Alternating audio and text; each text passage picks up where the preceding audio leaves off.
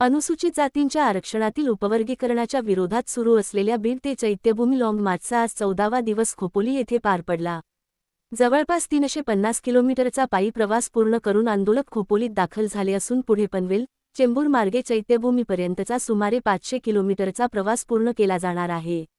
आंदोलनाचे नेतृत्व करणारे सिद्धार्थ शिंगळे यांनी सांगितले की अनुसूचित जातींच्या आरक्षणाचे वर्गीकरण करण्याची प्रक्रिया तात्काळ थांबवावी ही या लाँग मार्चची प्रमुख मागणी आहे।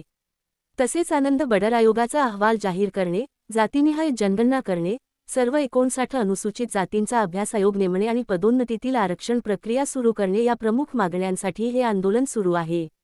शासनाने उपवर्गीकरणाची प्रक्रिया थांबविण्याबाबत लेखी निर्णय दिल्यास आंदोलनाचा विचार केला जाईल, अन्यथा हे आंदोलन आणखी तीव्र करण्यात येईल असा इशाराही यावेळी देण्यात आला।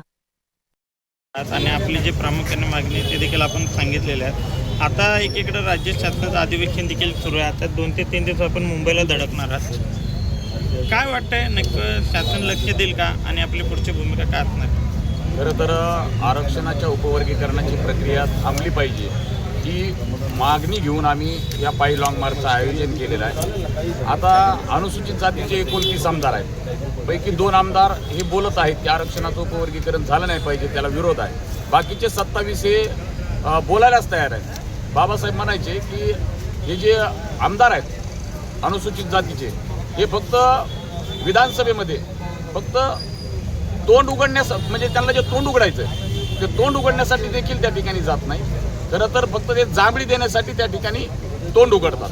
त्यांना या अनुसूचित जातीच्या ज्या काही व्यथा आहेत ते व्यथा हे मांडत नाही, कारण त्यांना आता गरज नाही राहिली, त्यांचं पोट भरलेले आहेत, त्यांनी आरक्षणाचा लाभ घेतलेला आहे। परंतु आमची त्यांना या माध्यमातून आमची मागणी आहे की आरक्षणाच्या उपवर्गीकरणाची प्रक्रिया आपण तात्काळ थांबवावी, जी प्रक्रिया चालवली आहे। जर आरक्षणाच्या उपवर्गीकरणाची प्रक्रिया तुम्ही थांबवली नाही, कारण मुख्यमंत्र्यांनी 15 दिवसापूर्वी सांगितले की मी 2 महिन्यामध्ये आरक्षणाची उपवर्गीकरण प्रक्रिया लागू करणार आहोत, आणि जर त्यांनी ती लागू केली तर इथला आंबेडकरवादी महाराष्ट्र अनिश्चित काळासाठी बंद करेल, हे सुद्धा सरकारनं लक्षात घ्यावं।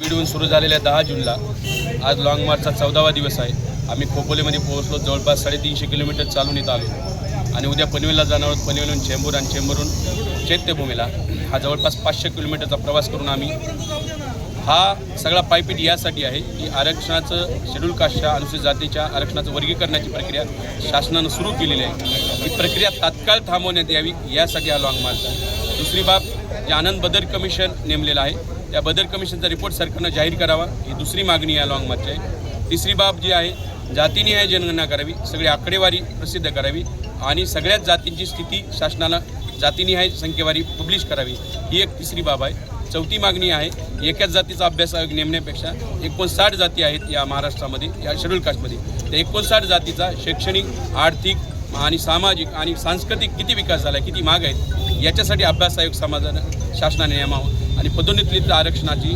जे प्रक्रिया बंद आहे ती सुरू करावी, अशा ह्या प्रमुख 5 मागण्यांसाठी हा लाँग मार्च सुरू आहे। त्याच्यातली प्रमुख मागणी आहे की वर्गीकरण रद्द करा। आम्हाला ते वर्गीकरण मान्य नाही। ज्या क्षणाला सरकार लिहून देईल एका वाक्यामध्ये की उपवर्गीकरण करण्याची आम्ही प्रक्रिया थांबवत आहोत, आम्ही लाँग मार्च थांबवू, नाही तर ही प्रक्रिया, हे आंदोलन आणखी तीव्र आम्ही करणार आहोत।